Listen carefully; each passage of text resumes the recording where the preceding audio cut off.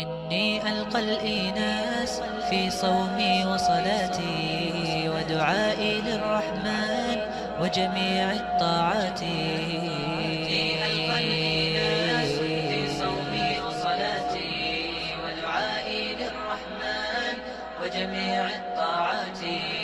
إني ألقى الإيناس في صومي وصلاتي ودعائي للرحمن وجميع الطاعات. هل لي من الرحمن فيضا من البركات أنجو من النيران ومخاطر الدركات. هل لي من الرحمن فيضا من البركات أنجو من النيران ومخاطر الدركات. الحمد لله نحمده ونستعينه ونستغفره ونعوذ بالله من شرور أنفسنا ومن سيئات أعمالنا. من يهده الله فلا مضل له ومن يضلله فلا هادي له. وأشهد أن لا إله إلا الله وحده لا شريك له وأشهد أن محمدا عبده ورسوله. أما بعد فإن خير الحديث كتاب الله وخير الهدي هدي محمد صلى الله عليه وسلم وشر الأمور محدثاتها وكل محدثة بدعة وكل بدعة ضلالة وكل ضلالة في النار. يا أيها الناس اتقوا ربكم الذي خلقكم من نفس واحدة وخلق منها زوجها وبث منهما رجالا كثيرا ونساء واتقوا الله الذي تساءلون به والأرحام إن الله كان عليكم رقيبا.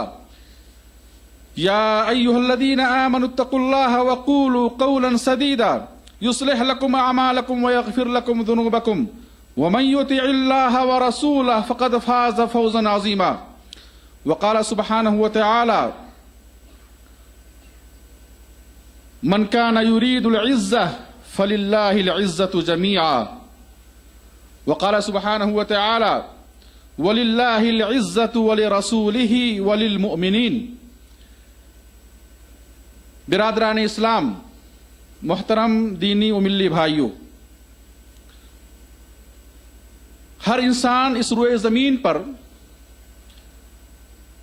عزت و احترام چاہتا ہے، رفعت اور بلندی چاہتا ہے۔ اللہ سبحانہ تعالیٰ نے انسان کی فطرت میں یہ بات رکھی ہے کہ وہ عزت اور احترام کو پسند کرتا ہے اور ذلت و رسوائی سے نفرت کرتا ہے۔ چنانچہ وہ عزت حاصل کرنے کے لیے ہر ممکن کوشش کرتا ہے، قربانیاں دیتا ہے، پیسے خرچ کرتا ہے، وقت صرف کرتا ہے۔ تو سوال ہی پیدا ہوتا ہے کہ عزت کیسے حاصل ہو، عزت کہاں ہے، کیا کام کریں کہ اللہ سبحانہ تعالی اس عمل سے خوش ہو کر بندے کو عزت دے۔ عزت کا مالک اللہ ہے۔ قرآن کریم میں اللہ سبحانہ تعالی نے فرمایا من کان یرید العزہ فللہ العزۃ جمیعا۔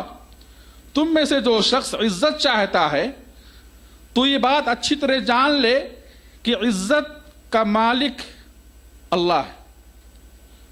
قل اللہم مالک الملک تؤتی الملک من تشاء وتنزع الملک ممن تشاء وتعز من تشاء وتذل من تشاء بیدک الخیر انک علی کل شیء قدیر۔ کہہ دیجئے اے اللہ بادشاہوں کے بادشاہ، تو جس کو چاہے حکومت دے، سلطنت دے، بادشاہت دے، اور جس سے چاہے تو سلطنت کو چھین لے۔ وَتُعِزُّ مَن تَشَاءُ وَتُذِلُّ مَن تَشَاءُ۔ اور اے اللہ جس کو تو چاہے عزت دے اور جس کو تو چاہے ذلت دے۔ اور جس کو اللہ عزت دے گا اسے کوئی ذلیل نہیں کر سکتا، اور جس کو اللہ ذلیل کر دے، رسوا کر دے، اسے کوئی عزت نہیں دے سکتا۔ قرآن کریم اللہ فرماتے ہیں وَمَن يُهِنِ اللَّهُ فَمَا لَهُ مِن مُكْرِمٍ، کہ جس کو اللہ رسوا کر دے، ذلیل کر دے، اسے کوئی عزت نہیں دے سکتا۔ میرے بھائی، ان آیات سے یہ بات معلوم ہوئی کہ عزت کا مالک کون ہے؟ اللہ سبحانہ وتعالی ہے۔ آج جب ہم حالات حاضرہ پر نظر ڈالتے ہیں اور دنیا میں لوگوں کی جدوجہد اور قربانیوں کو دیکھتے ہیں، ان کی سوچ اور فکر کو دیکھتے ہیں، تو ہمیں یہ بات معلوم ہوتی ہے کہ بعض لوگ ایسے ہیں جو مال میں عزت محسوس کرتے ہیں۔ وہ یہ سمجھتے ہیں کہ اگر ہمارے پاس مال ہو، دولت ہو اور پراپرٹی ہو، بہترین محل ہو، گھر ہو، دولت ہو، تجارت ہو، تو لوگ ہماری عزت کریں گے۔ بعض لوگ یہ سوچتے ہیں کہ اگر اعلی حسب و نسب میں ہم پیدا ہوئے ہیں تو لوگ ہمارے خاندان اور ہمارے حسب و نسب کی وجہ سے لوگ ہماری عزت کریں گے۔ بعض لوگ یہ سمجھتے ہیں کہ ہماری خوبصورتی اور ہمارے لباس کی وجہ سے لوگ ہماری عزت کریں گے، چنانچہ وہ اپنے لباس اور اپنے ظاہری خوبصورتی پر وہ توجہ دیتے ہیں اور اس کے لیے وہ محنت کرتے ہیں، پیسے خرچ کرتے ہیں۔ لوگوں کے عزت حاصل کرنے کا جو معیار ہے وہ مختلف ہے۔ میرے بھائی، اگر ہم تاریخ پر نظر ڈالیں تو معلوم ہوتا ہے کہ اس دنیا میں بہت سارے مالدار پیدا ہوئے اور آج بھی موجود ہیں جن کی اللہ کے ہاں کوئی حیثیت نہیں، جو اللہ کے نزدیک جانوروں سے بھی بدتر ہیں۔ ہمارے سامنے واضح مثال قارون، جس کے بارے میں قرآن کریم میں اللہ نے مکمل واقعہ بیان کیا ہے۔ اللہ نے اسے ہلاک کیا، رسوا کیا، دھسایا زمین کے اندر۔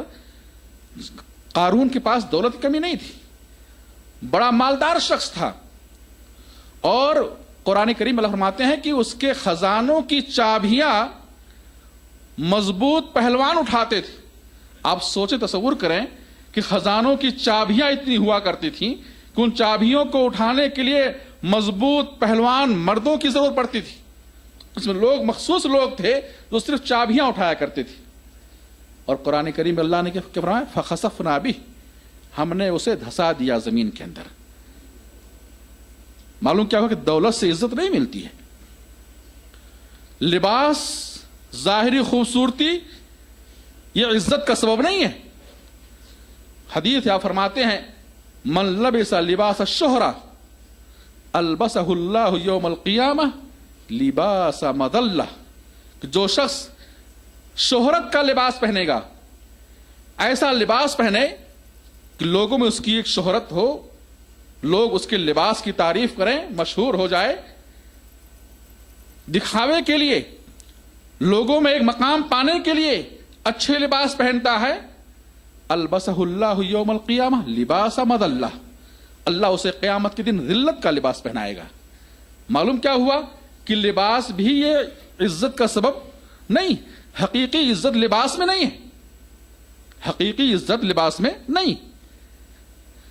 ایسے میرے بھائی، بعض لوگ سمجھتے ہیں کہ اعلی حسب و نسب کی وجہ سے عزت ملے گی، اگر ہم اونچے خاندان کے ہیں تو لوگ ہماری عزت کریں گے۔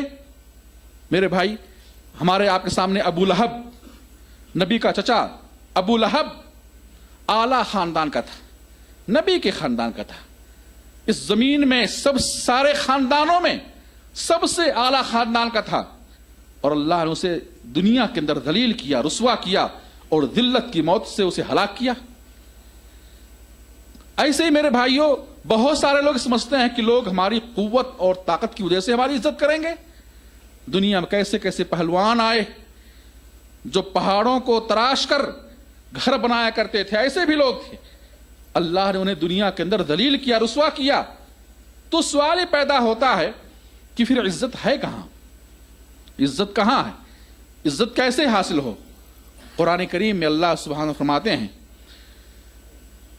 وَلِلَّهِ الْعِزَّةُ وَلِرَسُولِهِ وَلِلْمُؤْمِنِينَ، عزت اللہ کے لیے، وہ عزت کا حقدار ہے، اور مخلوقات اس کی عزت کریں گی۔ وَلِرَسُولِهِ، اور عزت اللہ کے رسول کے لیے ہے، اللہ کے رسولوں کی عزت کی جائے گی دنیا میں بھی اور آخرت میں بھی۔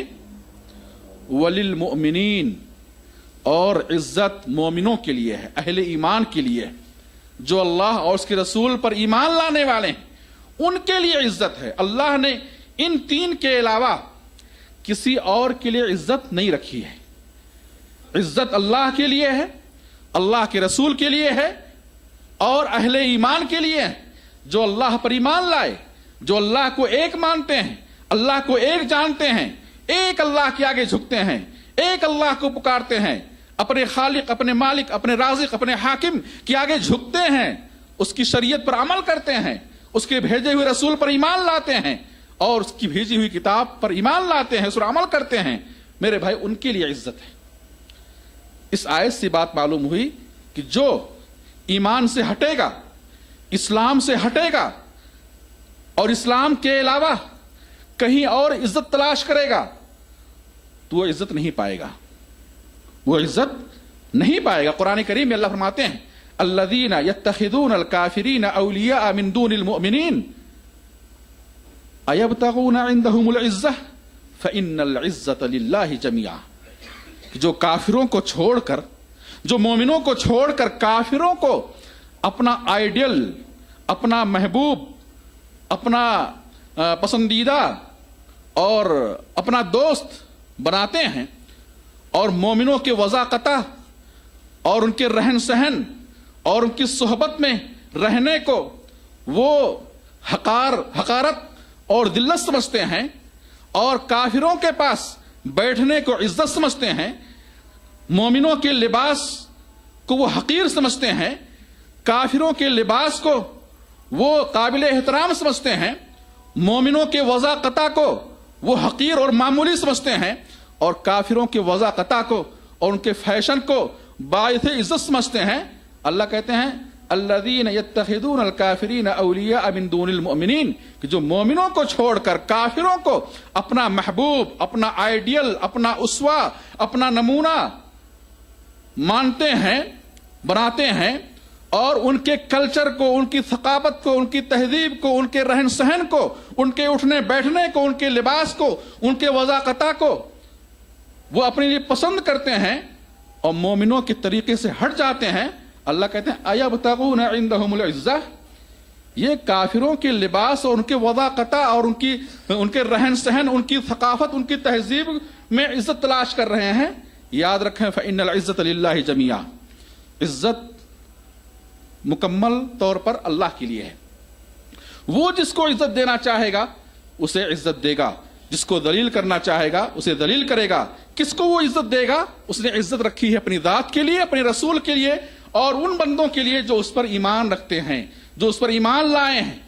اور چنانچہ میرے بھائیو آپ پڑھیں, سیرت پڑھیں, تاریخ پڑھیں کہ وہ صحابہ تھے, وہ انبیاء اور رسول تھے اور ان کے صحابہ تھے جنہوں نے اسلام میں عزت محسوس کی اور انہوں نے اسلام کو عزت کا مرکز سمجھا اور وہ کہیں بھی رہے, حتیٰ کہ وہ کافر بادشاہوں کے درباروں میں گئے, کفار کے دربار میں گئے جہاں لوگ سجدے کیا کرتے تھے. یہ مسلمان قلیل تھے, تھوڑے تھے, اپنے شہر سے نکالے گئے تھے.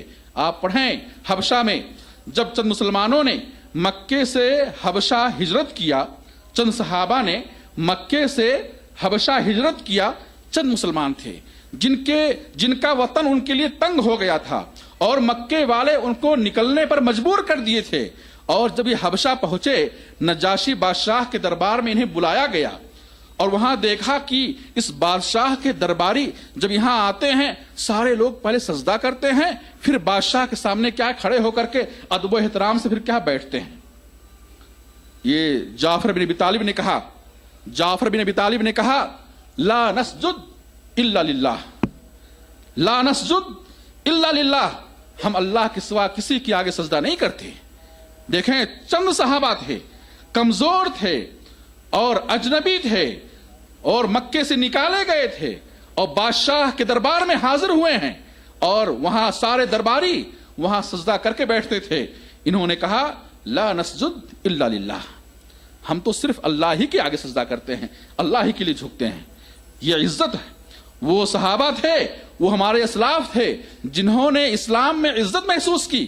میرے بھائی آج ہم دیکھیں, اپنے ماحول کا جائزہ لیں کہ انسان جب وہ کفار کی مجلسوں میں پہنچتا ہے, ان کے پروگراموں میں جب شریک ہوتا ہے تو وہ اپنے لباس اور اپنے وضاقتہ کو انہی کی طرح بنانے کی کوشش کرتا ہے اور انہی کے رہن سہن میں اور انہی کے ماحول میں ڈھلنے کی کوشش کرتا ہے کہ یہ عزت کریں اور اسلام کے احکامات اور اسلام کے جو شعائر ہیں ان کے اظہار میں وہ ذلت محسوس کرتا ہے. آج ایک مسلمان، میرے بھائیوں، مسلمان کہنے میں اپنی ذلت محسوس کرتا ہے. وہ صحابہ تھے جن کے جسموں کی بوٹیاں کر دی گئی، مگر انہوں نے کہیں کسی بھی موقف اور کسی بھی حالت میں انہوں نے اسلام میں ذلت محسوس نہیں کی. نہ انہوں نے اسلام کو ذلیل کیا. ایسے بہت سارے واقعات ہیں. جب اللہ کے نبی صلی اللہ علیہ وسلم نے ایک مرتبہ حبیب بن زید رضی اللہ عنہ کو، یہ حبیب بن زید یہ صحابی ہیں، ان کو آپ نے مسیلمہ الکذاب کے پاس بھیجا. مسیلمہ الکذاب یہ نبوت کا دعویٰ کرتا تھا، کہتا تھا کہ میں بھی اللہ کا نبی ہوں. ہمارے نبی کے زمانے میں مسیلمہ الکذاب نے نبوت کا دعویٰ کیا. چنانچہ اللہ کے نبی صلی اللہ علیہ وسلم نے ایک خط لکھوا کر کے، ایک دعوتی پیغام لکھوا کر کے مسیلمہ کے پاس بھیجا، اور وہ خط لے کر کے جانے والے تھے حبیب بن زید. حبیب بن زید جب وہ خط لے کر کے مسیلمہ الکذاب کے پاس پہنچے اور مسیلمہ الکذاب نے اس خط کو پڑھا کہ محمد صلی اللہ علیہ وسلم انہوں نے ہمیں نصیحت کی ہے اور ہمیں گمراہی سے ڈرایا ہے، تو وہ جوش میں آ گیا، غصے میں آ گیا، اور اس نے اپنے ساتھیوں سے کہا، اپنے حواریوں سے کہا، اپنے ماننے والوں سے کہا کہ اس ایلچی کو، اس سفیر کو، اس قاصد کو قید کر دو، اسے قید کر دو. چنانچہ ان لوگوں نے حبیب بن زید کو قید کر دیا، اور دوسرے دن پھر مسیلمہ کذاب اپنے مسند بیٹھتا ہے اور وہ طلب کرتا ہے. حبیب بن زید آتے ہیں، قید ہیں، زنجیروں میں جکڑے ہوئے ہیں، اور مسلمہ پوچھتا ہے کہ اے حبیب، کیا تم یہ سمجھتے ہو کہ محمد اللہ کے رسول ہیں صلی اللہ علیہ وسلم؟ انہوں نے کہا ہاں، میں گواہی دیتا ہوں کہ محمد اللہ کے رسول ہیں. اور کہا کہ تم اللہ کے رسول نہیں ہو، محمد آخری نبی ہیں صلی اللہ علیہ وسلم. چنانچہ وہ غصے میں اور بھڑک اٹھتا ہے اور وہ کہتا ہے کہ حبیب کے جسم کا ایک ٹکڑا کاٹ دو. چنانچہ ان کے جسم کا ایک عضو کاٹ دیا گیا، جان باقی ہے، ایک عضو کاٹ دیا گیا. اور پھر پوچھتا ہے اتشہد ان محمد رسول اللہ، کیا تم یہ گواہی دیتے ہو کہ محمد اللہ کے رسول ہیں؟ حبیب بن زید نے کہا ہاں، اشہد ان محمد رسول اللہ، میں گواہی دیتا ہوں کہ محمد اللہ کے رسول ہیں. پھر حکم دیتا ہے کہ دوسرا عضو بھی کاٹ دو. چنانچہ جسم کا دوسرا حصہ بھی کاٹ دیا جاتا ہے. اس طرح پیر کاٹ دیے جاتے ہیں، جسم کے ایک ایک ٹکڑے کاٹ دیے جاتے ہیں. اور ہر عضو کاٹنے کے بعد وہ یہی پوچھتا ہے اتشہد ان محمد رسول اللہ، اور وہ ہر سوال کے جواب میں یہی کہتے ہیں اشہد ان محمد رسول اللہ، یہاں تک کہ جان نکل جاتی ہے. میرے بھائی، مسیلمہ کذاب کئی واقعہ سیرت کی کتابوں میں معتبر سند سے مشہور معروف ہے. یہ وہ صحابہ تھے جنہوں نے اسلام میں عزت محسوس کی، نہ انہوں نے اسلام میں ذلت محسوس کی اور نہ انہوں نے اسلام کو ذلیل کیا. آج کا مسلمان اسلام کو ذلیل کر رہا ہے، آج کا مسلمان نبی کی سنتوں کو ذلیل کر رہا ہے، اسلام کے احکامات کو ذلیل کر رہا ہے، اسے اسلام کے احکامات پر عمل کرنے میں ذلت محسوس ہو رہی ہے.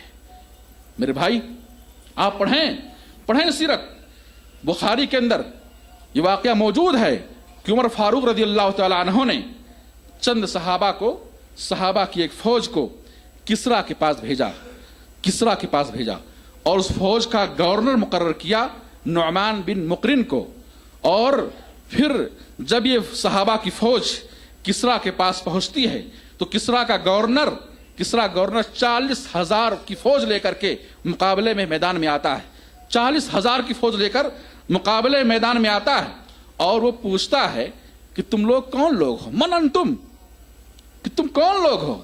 اتنی بھاری فوج 40,000، اور یہ قیصر و کسریٰ جس کا لوہا پوری دنیا مانتی ہے، تم قیصر و کسریٰ سے ٹکرانے آئے ہو، تم ہم سے ٹکرانے آئے ہو، تم کون لوگ ہو؟ من انتم. चुनाचे मुगीरा रज़ी अल्लाह अन्हु, मुगीरा बिन शुअबा रज़ी अल्लाह अन्हु खड़े हुए और कहा हम अरब हैं, कहा हम अरब हैं और हम दुनिया में जलील कौम थे, दुनिया में जलील कौम थे, हमारे पास खाने के लिए कुछ ना था, हम फकीर थे, कल्लाश थे, हमारे पास पहनने के लिए कुछ ना था। और मेरे भाइयों, अल्लाह सुब्हानहु तआला ने, आसमान और जमीन के रब ने हमारे दरमियान हमी में से एक रसूल भेजा, हमारे दरमियान हमी में से एक रसूल भेजा। उस रसूल ने हमें ये तालीम दी है, उस रसूल ने हमें ये तालीम दी है कि हम तुमसे जिहाद करेंगे यहां तक कि तुम अल्लाह की बात करना शुरू कर दो, और अगर तुम अल्लाह की इबादत नहीं करोगे तो उस वक्त तुमसे हम जिहाद करेंगे जब तक कि तुम हमें जिजिया ना दो, जब तक तुम हमें जिजिया। किसको मुखातब कर रहे हैं? किसरा की गवर्नर को खिताब कर रहे हैं। एक मामूली इंसान बस मुसलमान है, वो खिताब कर रहा किससे? किसरा के गवर्नर से। कहा कि अल्लाह के रसूल ने हमें यह हुक्म दिया है कि हम तुमसे जिहाद करें यहां तक कि तुम अल्लाह की बात करना शुरू कर दो। अगर तुम अल्लाह की बात नहीं करोगे तो तुमको हम उस सूरत में छोड़ सकते हैं जब तुम हमें जिजिया दो। और हमारे रसूल ने हमें बतलाया है कि हम में से जो शख्स मर जाएगा, जो शख्स शहीद होगा, वो जन्नत पे जाएगा, और जो जिंदा रहेगा वो तुम्हारी गर्दनों का मालिक रहेगा।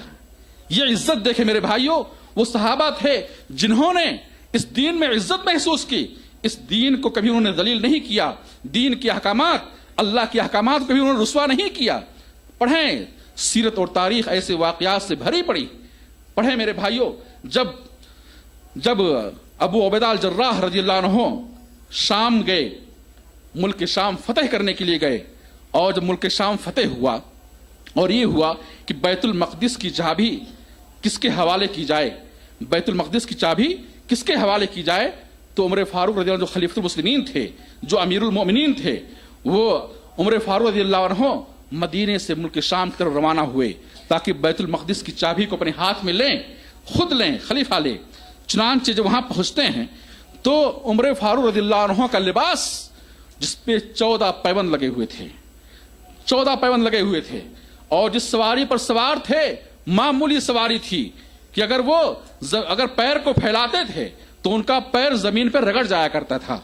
और फिर उसी तरीके से जब वहां बैतुल मक़दिस के पास पहुंचते हैं, मुल्क शाम में दाखिल होते हैं, तो अबू उबैदा अल जर्राह रज़ियल्लाहु अन्हु और कुछ सहाबा जो पहले से गए थे वहां पर, वो इस्तकबाल के लिए आए। जब उमर फारूक रज़ियल्लाहु अन्हु को देखा, इस हाल में देखा, कपड़े पुराने, 14 पैबंद लगे हुए हैं, और अपने हाथ में जूता उठाए हुए हैं।